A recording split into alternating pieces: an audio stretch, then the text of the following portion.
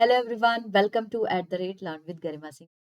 कैसे हैं आप सब? आई होप आप लोग बहुत ज़्यादा अच्छे होंगे और एसएससी 2025 एग्जाम्स की प्रिपरेशंस बहुत अच्छी तरीके से कर भी रहे होंगे। तो आज मैं यहाँ पर आप लोगों के लिए हिस्ट्री का वैदिक एज लेकर आई हूँ। यानी कि क्या है वैदिक एज का समय काल, कितने टाइप्स ऑफ वेद होते हैं, आर्यंस कहाँ से आए थे, उनकी उनका जो मेन सोर्स था, किस तरह के थे, किस तरीके की भाषा को बोलते थे, ये सारी जानकारी हम यहाँ पर लेने वाले हैं। वेदांगनास क्या होता है, उपनिषद्स क्या-क्या है, ए टू जेड सारी जानकारी हम इस सीरीज में लेने वाले हैं। तो विदाउट एनी फर्दर डिले चलिए स्टार्ट करते हैं और वैदिक एज के बारे में सारी जानकारी यहाँ पर लेते हैं। तो सबसे पहला जो वर्ड आता है कि वेदा। वैदिक एज जो है एक वेदा शब्द से बना है। इस वेदा का अर्थ क्या होता है? इस वेदा को हम इसका जो रूट वर्ड है विद है। विद का क्या मतलब होता है? विद एक संस्कृत वर्ड है जिसका मतलब होता है टू नो, और ये सिग्निफाइज करता है सुपीरियर नॉलेज, यानी कि सर्वश्रेष्ठ ज्ञान का प्रतीक भी इसको कहते हैं। तो ये जो वैदिक एज है कितने से कितने बीसी तक था? तो 1500 बीसी से लेकर के 600 बीसी तक का आपका वैदिक एज था, वैदिक का समय काल था। तो यहाँ पर हम वेदास के बारे में पढ़ेंगे कि कितने टाइप्स ऑफ वेद होते हैं। तो पहला होता है आपका ऋग्वेद, दूसरा यजुर्वेद, तीसरा सामवेद एंड लास्ट जो आपका होता है अथर्ववेद होता है। तो 4 वेदास होते हैं आपके। इन चारों के बारे में हम इस पूरे वीडियो में जानने वाले हैं। ठीक है, कि ऋग्वेद क्या है, यजुर्वेद क्या है, सामवेद क्या है, अथर्ववेद क्या है। एक एक करके सब पढ़ेंगे क्योंकि एग्जाम में इससे आपके क्वेश्चंस काफी ज्यादा पूछे जाते हैं। अपार्ट फ्रॉम वेदास और क्या-क्या चीज़ें हैं यहाँ पर, तो आप देखेंगे यहाँ पर अदर सेक्रेड बुक्स हैं, ग्रंथ हैं। जैसे आप देखेंगे ब्रह्मनाज है, उपनिषद्स है, आर्यनाक है। इसके अलावा एपिक्स में आपका रामायण है और महाभारत है। तो ब्रह्मनाज क्या होता है? तो ब्रह्मनाज में आप देखेंगे कि ग्रंथ, यज्ञ, इन सारी चीज़ों का वर्णन किया गया है। उपनिषद क्या है? तो उपनिषद एक फिलोसॉफिकल टेक्स्ट है जो फोकस करता है सोल यानी कि आत्मा, absolute, Brahma, origin of the world यानी कि प्रकृति, और द मिस्ट्रीज ऑफ नेचर यानी कि प्रकृति के रहस्य। इन सारी चीजों के बारे में उपनिषद ज्यादा फोकस करते हैं। ठीक है, इसके बाद आता है आपका अरण्यकाश। तो अरण्यकाश के बारे में आपसे एग्जाम में पूछा जाता है, तो इसको फॉरेस्ट बुक के भी नाम से जाना जाता है, यानी वन का किताब। ठीक है, इसको इस नाम से जाना जाता है। तो इसमें आप किस चीज के बारे में वर्णन किया हुआ है, किस चीज से डील करते हो, तो यहाँ पर आप देखेंगे mysticism, rites, ritual and sacrifice, रहस्यवाद, अनुष्ठानों और यज्ञों पर आधारित है किताब। ठीक है, इसके बाद बात करेंगे रामायण जो कि एपिक है। तो इसको हम आदि काव्य नाम से भी जानते हैं। दूसरा जो नाम होता है रामायण का, उसको आदि काव्य बोलते हैं। इसके ऑथर कौन है? तो वाल्मीकि है। तो वाल्मीकि का रामायण में दूसरा नाम भी वर्णन किया गया है जिसको हम बोलते हैं रत्नाकर। याद रखिएगा, एग्जाम में, एसएससी के एग्जाम में आपसे पूछा था कि रामायण में वाल्मीकि के किस दूसरे नाम की वर्णन किया गया है? तो रत्नाकर आपका करेक्ट आंसर। अब महाभारत की बात करते हैं।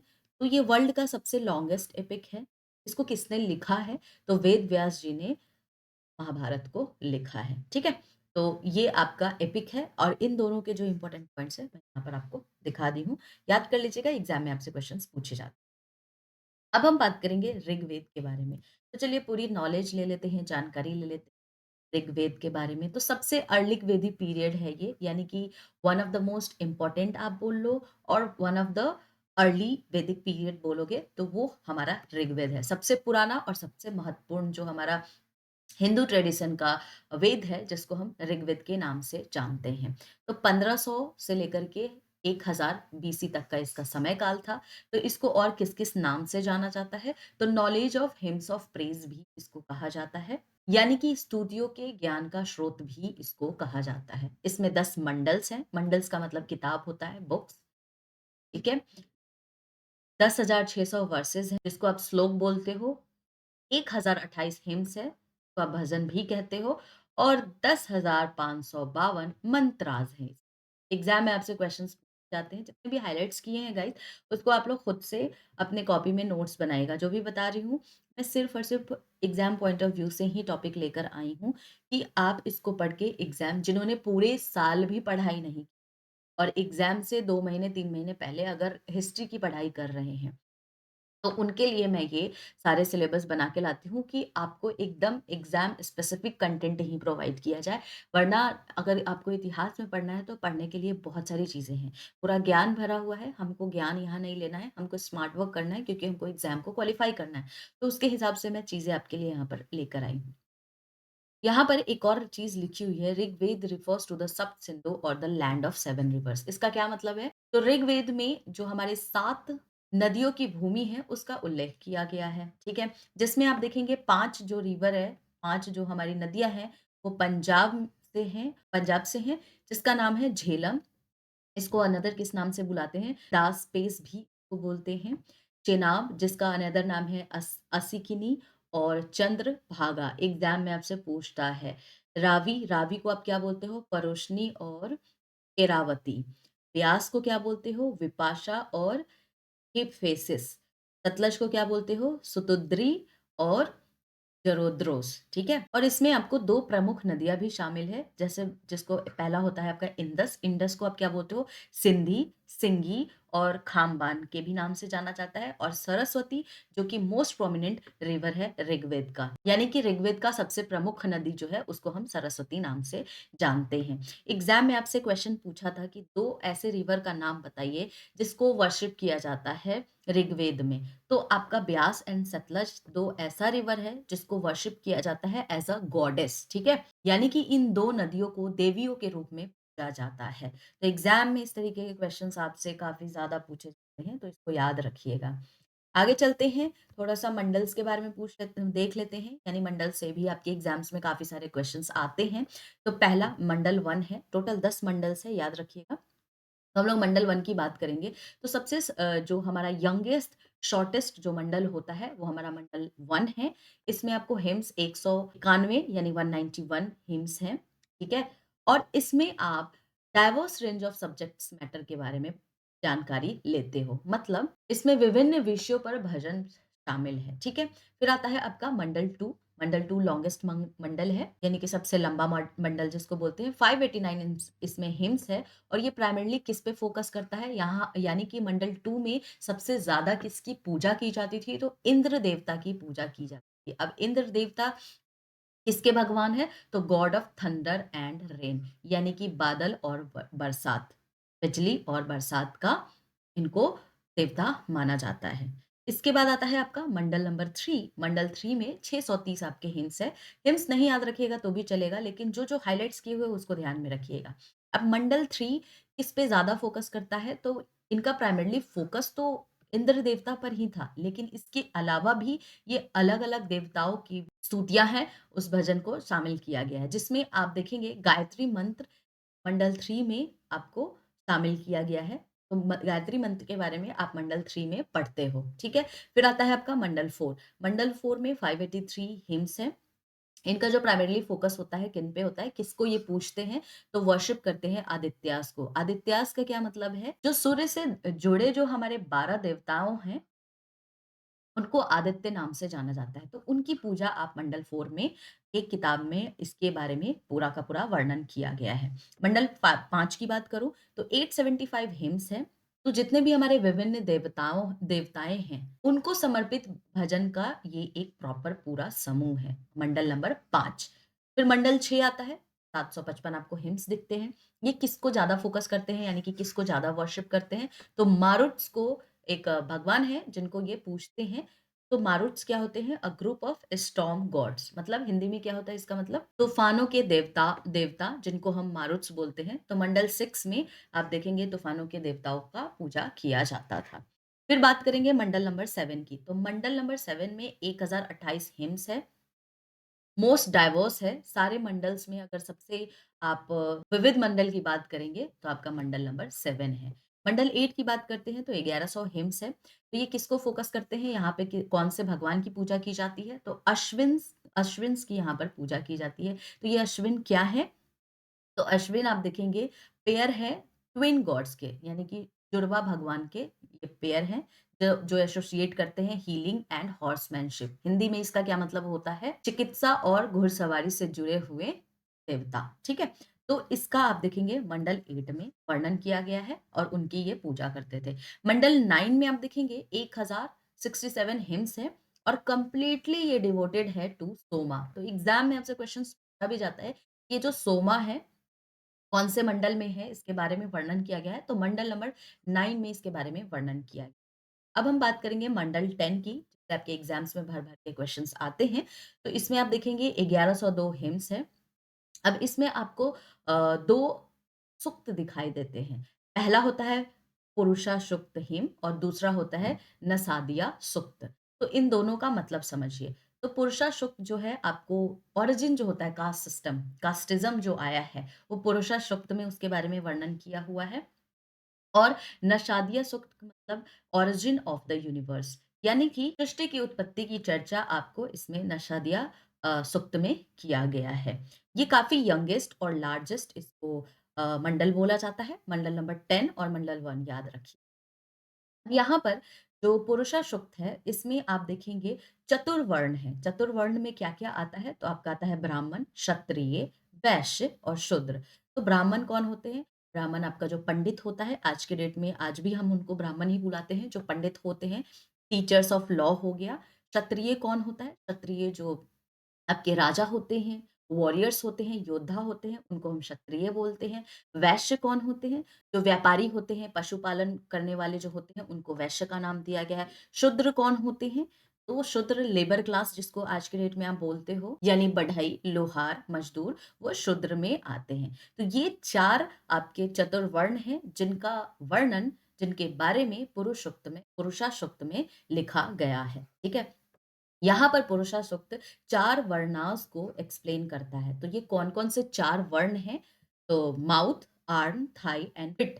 ठीक है? तो इनके बारे में आपको पुरुषा सूक्त में जानने को मिलता है। ये जो 4 वर्ण हैं समाज के अलग-अलग हिस्सों से उत्पन्न हुए हैं। तो जैसे ब्राह्मण जो हैं पुरुष के मुख से उत्पन्न हुए, क्षत्रिय भुजाओं से उत्पन्न हुए, आपका जो वैश्य है जांघों से उत्पन्न हुए और जो आपका यहाँ पर शूद्र है, पैरों से उत्पन्न हुए और इसी के हिसाब से इनका काम भी इसमें वर्णन किया हुआ है। अगर कोई ब्राह्मण है, तो पुरुष के मुख से है, तो यानी कि वो ज्ञान और शिक्षा के लिए है, ठीक है? वॉरियर्स की बात की गई है, यानी कि क्षत्रिय की बात की गई, तो वो भुजाओं से उत्पन्न है। ये रक्षा और प्रशासन के लिए जो है क्षत्रिय काम करते हैं।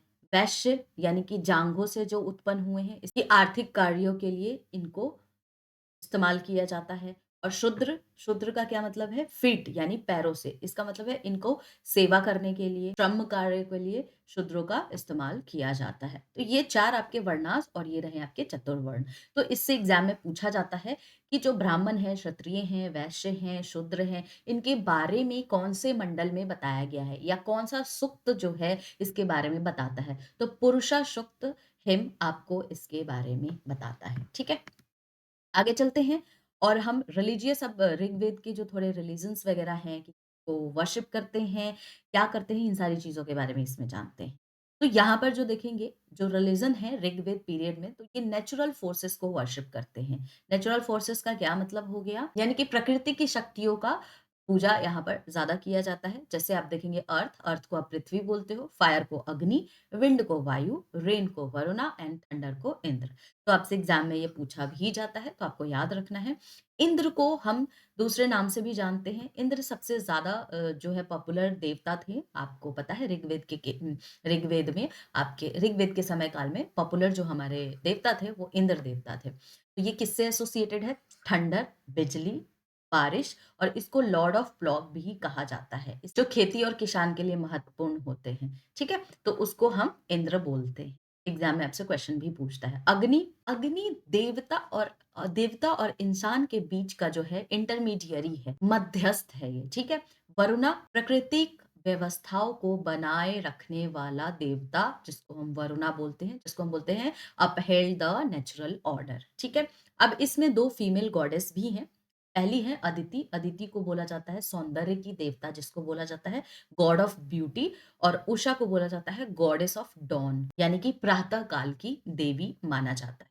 ठीक है? अब इस युग में आप देखेंगे जो फेमस हमारा 10 राजन यानी द वार ऑफ 10 किंग्स के बारे में इसी में वर्णन किया गया है। जो एक प्रसिद्ध 10 राजाओं का युद्ध था, उसको इसी वैदिक का पीरियड में इसका वर्णन किया गया है, जिसको हम किस नाम से जानते हैं? 10 राजन, द वॉर ऑफ 10 किंग्स के नाम से जानते हैं। ये एक आंतरिक युद्ध था, यानी कि जिसको हम इंटर्न साइन बोलते हैं, जिसका मतलब है कि आर्य समाज के जो अलग-अलग समूहों के बीच जो युद्ध हुआ था, उसके बारे में द फेमस दसराजन बताता है, ठीक है? और इस युद्ध में आप देखेंगे इंद्र को आर्य समाज के संरक्षक के रूप में दिखाया गया है, ठीक है? तो ये है the famous 10 Rajan, the war of 10 Kings. Exam में आपसे क्वेश्चन पूछता है यहाँ से, ठीक है? तो इसको आप देखेंगे ऋग्वेद के वैदिक एज में ही इसके बारे में वर्णन किया हुआ है। अब एक्चुअल आता है कि ओरिजिनल होम ऑफ आर्यंस। तो आज भी ये विवादित है कि ओरिजिनल आर्यंस जो है उनका घर कहाँ से है? कहाँ से आए हैं ये आर्यंस? ठीक है? अभी भी ये एक विवादित क्वेश्चन है। इसके बारे में बहुत सारी थ्योरीज़ भी लिखी गई है, बड़े-बड़े स्कॉलर्स ने इसके बारे में लिखा है। तो कुछ स्कॉलर्स ये कहते हैं कि ये जो हमारे आर्यंस हैं आर्कटिक रीजन से आए हुए हैं। ये किसने कहा?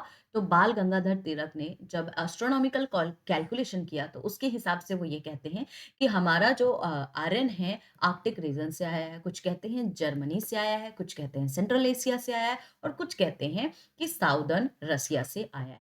तो सबसे वाइडली जो थ्योरी एक्सेप्ट की गई है कि आर्यन साउदर्न रशिया से आए हुए लोग हैं, ठीक है? तो ये साउदर्न रशिया के जो भी इतिहासकार हैं, उनके द्वारा सबसे संभावित मूल स्थान को माना जाता है, ठीक है? तो आर्यंस जो हैं, अलग-अलग पार्ट ऑफ एशिया और यूरोप से माइग्रेट होकर कहाँ पे आए? इंडिया में एंटर किए। डिफरेंट डिफरेंट जगह से आर्यंस घूमते-फिरते, माइग्रेट करते-करते इंडिया में कब आए थे? 1500 बीसी में आए थे। इसलिए इनको हम किस नाम से जानते हैं? इंडो आर्यंस के नाम से भी इनको जाना जाता है। ये कौन-सी भाषा बोला करते थे? तो इनकी जो भाषा थी, संस्कृत भाषा थी। एग्ज़ाम में आपसे ये क्वेश्चन पूछा भी जाता है। तो इनका जो मेन चीफ होता है, यानी कि सोशल यूनिट ऑफ जो आर्यन्स है, उसको किस नाम से जाना जाता है? जन या ट्राइब्स, यानी कि कबीले जिसको आप बोलते हो, कबीले नाम से जाना जाता है। ये आर्यनों की मुख्य सामाजिक इकाई है, जिनको हम जन या ट्राइब्स के नाम से जानते हैं। ठीक है? एग्ज़ाम में इससे क्वेश्चन्स पूछे जाते हैं। अब कुछ ऐसे टर्मिनोलॉजी है जिसका वैदिक पीरियड में काफ़ी ज़्यादा यूज़ किया गया है, इसका नाम काफ़ी ज़्यादा लिया गया है और इससे आपके एसएससी एग्ज़ाम्स क्वेश्चन्स पूछते हैं। तो मैंने एक ही जगह उसको कंपाइल कर दिया ताकि आपको याद करने के लिए आसान हो जाए। तो जैसे आप देखेंगे गोमत, गोमत का क्या मतलब है? वैदिक कल्चर के जो सबसे रिच पीपल थे, वेल्दी पर्सन्स, उनको गोमत नाम से जाना जाता था। ये राजन कौन होते थे? तो राजन यहाँ के चीफ हैं, जिसको हम मुखिया बोलते हैं और इसको अनदर क्या नाम है इसका? जनास्या भी बोलते हैं, मुखिया।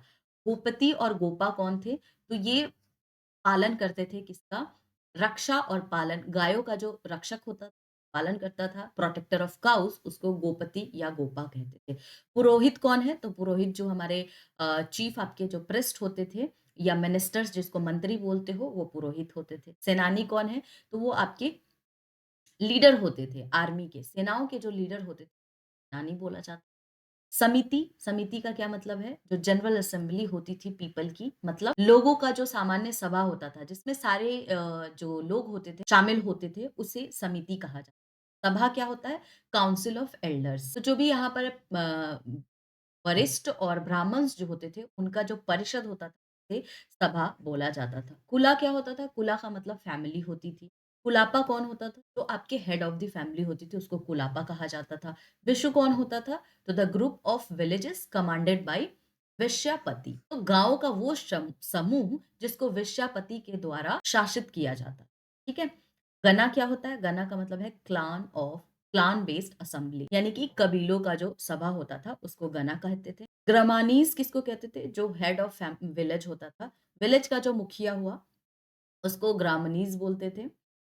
संग्रहित्री किसको कहते थे? ट्रेज़रर जो होते थे उनको संग्रहित्री के नाम से जाना जाता। परिषद कौन है? तो ये एक छोटी-सी सभा या समिति कह सकते हैं, जो सिर्फ़ और सिर्फ़ ब्राह्मण से बना हुआ था, ठीक है? तो छोटी-सी एक सभा समिति होती थी। वैदिक मंत्रों का जो मुख्य संग्रह होता है, उसको हम संहिता के नाम से जानते हैं। तो ये कुछ इंपॉर्टेंट टर्मिनोलॉजीज़ हैं, एग्ज़ाम में आपसे क्वेश्चन्स इससे पूछा जाता है। कल मैं आपको क्वेश्चन्स भी दिखाऊँगी कि किस तरीके के क्वेश्चन्स आए थे। ये सारी चीज़ों को आपको याद करना है। हिस्ट्री का मतलब ही है कि आपको चीज़ें याद होनी चाहिए। अब हम बात करेंगे सामवेद के बारे में। तो सामवेद में आप देखेंगे कि सबसे ज़्यादा संगीत और मंत्रोच्चारण का वर्णन इसमें किया गया है। इसको बुक ऑफ चैंट के नाम से भी जाना जाता है। इसमें कितने हिम्स हैं? तो 1875 हिम्स हैं और इसको इंडियन ओरिजिन यानी कि इंडिया के जो साहित्य हैं, उसका ओरिजिन, क्लासिक म्यूज़िक का ओरिजिन कहा जाता है। कितने अध्याय हैं इसमें? तो 6 अध्याय हैं। यजुर्वेद, तो यजुर्वेद आपका बुक ऑफ रिचुअल्स है, यानी कि यज्ञ यज्ञ की विधियों के बारे में इसमें वर्णन किया गया है। इसको हम बुक ऑफ प्रेयर्स के नाम से भी जानते हैं। तो इसके 2 टाइप्स हैं। पहला होता है कृष्णा और दूसरा होता है शुक्ल। तो कृष्णा को काला बोला जाता है, ब्लैक, और शुक्ल को क्या बोला जाता है? व्हाइट बोला जाता है। कितने हिम्स है? तो 1975 आपको इसमें हिम्स मिलेंगे और अध्याय इसमें 40 है। तो एग्ज़ाम में आपसे सिर्फ यही क्वेश्चन पूछता है, ज़्यादा इसकी डिटेलिंग में आपको नहीं जाना है। अथर्ववेद की बात करते हैं। तो अथर्ववेद में आप देखेंगे जो भी आपका डेली का जो आपका दिनचर्या है उनके बारे में वर्णन किया गया है। जैसे डेली के दिनचर्या में क्या हो सकता है? आपका खान-पान हो गया, आपकी हेल्थ हो गई, आपके मंत्र हो गए, मैजिक हो गया, चार्म हो गया, यानी कि जादू तंत्र मंत्र का पुस्तक इसको कहा जाता है। 730 हिम्स होते हैं, 5987 मंत्र हैं, 20 बुक है यानी कि 20 खंड है इसमें। और इसको हम बोलते हैं the oldest literary monument of Indian medicine. भारतीय चिकित्सक का सबसे पुराना साहित्यिक धरोहर है आपका अर्थ वेदास। ठीक है, इसको हम दूसरे नाम से भी जानते हैं जिसको हम बोलते हैं ब्रह्म वेदास। जो ब्रह्म पृष्ठ का वेद होता है उसको हम अथर्व वेद भी बोलते हैं। तो ये वेद आपका तंत्र मंत्र चिकित्सा से संबंधित वेद है। ठीक है, एग्जाम में आपसे ये क्वेश्चंस पूछे जाते हैं। अब कुछ बात करते हैं वैदिक ट्रेडिशंस के बारे में। 600 बीसी से लेकर के 600 एडी तक आपका वैदिक ट्रेडिशंस था। तो इसमें जो इंपॉर्टेंट पॉइंट्स है जिससे आपके एग्जाम में क्वेश्चंस पूछे जाते हैं उसके बारे में बात करते हैं। तो ये जो आपका वैदिक ट्रेडिशन होता है ना, वो 6 लिटरेरी वर्क से बना हुआ है। यानी कि इसमें 6 प्रमुख साहित्यिक कृतियाएँ आती हैं। जैसे पहला है आपका वेदांगनाथ जिसको आप सूत्रास बोलते हो, स्मृति, धर्मशास्त्र, महाकाव्य ये एक एपिक है, पुराणास, उपवेदास और शाद दर्शनास। तो आपसे एग्जाम में पूछा जाता है कि लिटरेचर ऑफ वैदिक transitions comprises of how many literary works, या आपसे पूछता है कि अगर 6 लिटरेरी वर्क्स है तो आप नाम बताएं कि कौन-कौन सा है, ठीक है? और आपको वहाँ पर 4-5 ऑप्शंस रहेंगे जिसमें आपको ये सारे नाम लिखे होंगे। तो जब आपको ये 6 लिटरेरी वर्क्स याद रहेंगे तभी तो आप सवाल का जवाब करेंगे। उसके बाद आता है वेदांगनास। तो 6 वेदांगनास होते हैं, तो 6 आपके लिटरेरी वर्क्स होते हैं, वैसे ही 6 वेदांगनास होते हैं। पहला होता है आपका शिक्षा, शिक्षा को आप फ़ोनेटिक्स भी कहते हैं, यानी कि इसमें ध्वनि विज्ञान के बारे में वर्णन किया हुआ है। कल्पसूत्रा यानी कि रिचुअल्स जो आपके यज्ञ होते हैं, कर्मकांड होते हैं, उनसे संबंधित है। व्याकरण, व्याकरण को ग्रामर बोलते हैं, ग्रामर की शिक्षा है इसमें। निरुक्ता, निरुक्ता एक्सप्लेनेशन, ये दुनिया का सबसे पुराना शब्दकोश माना जाता है। निरुक्ता, ठीक है? तो आपको इसको याद रखना है। छंद, वेदों के प्रमुख छंद हैं, ठीक है? वैदिक मीटर जिसको बोलते हैं। और ज्योतिषा, ज्योतिषा का मतलब एस्ट्रोलॉजी होता है, यानी कि इसमें ज्योतिष शास्त्र के बारे में अध्ययन किया जाता है। तो ये आपके कुछ 6 वेदांगनास हैं, जिससे आपके एग्ज़ाम्स में क्वेश्चन्स पूछे जाते हैं, ठीक है? तो आपको ये सब याद रखना है। ये रहे आपके कुछ लिटरेचर ऑफ वैदिक ट्रेडिशंस। इसके अलावा जो हमारे वैदिक एज के बारे में मैंने आपको सारी जानकारी इसमें दी है। तो अगर आपको वीडियो पसंद आया होगा तो ज़्यादा से ज़्यादा लोग इसे सब्सक्राइब कीजिएगा गाइस। कमेंट कीजिए, कोई भी डाउट होता है तो कमेंट सेक्शन में आप मुझसे पूछ सकते हैं।